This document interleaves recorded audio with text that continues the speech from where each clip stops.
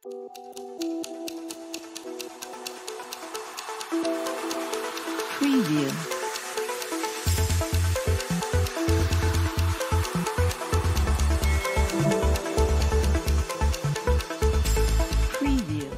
सज्जे कह के खब्बे जांदे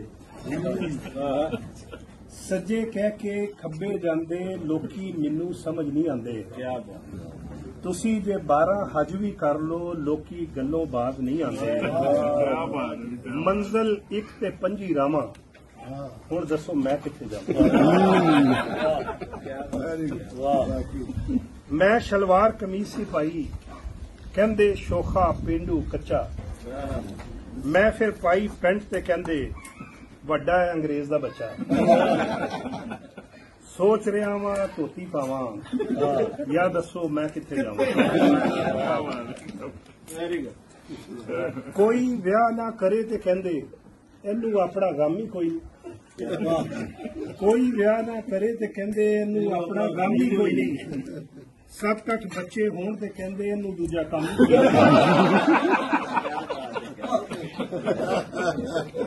किथे जाके जान बचावा। हुण दसो मैं किथे जावां।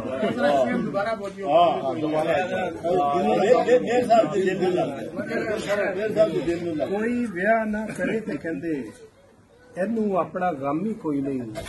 7-8 बच्चे होण ते कहंदे इनू दूजा काम किथे जाके जान बचावा। हुण दसो मैं किथे जावां। उठ के वध के मिलो ते कहंदे ए बंदा नहीं टिक के बहिंदा।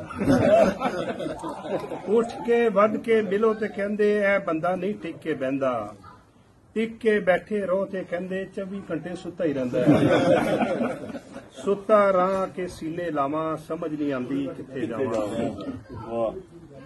सादा बन के रवो ते कहंदे पैसा कबर च लैके जाना। सादा बन के रवो ते कहंदे पैसा कबर च लैके जाना है। सूट शूट जे पाओ कहंदे लगदा अज कोई चंद चढ़ाना।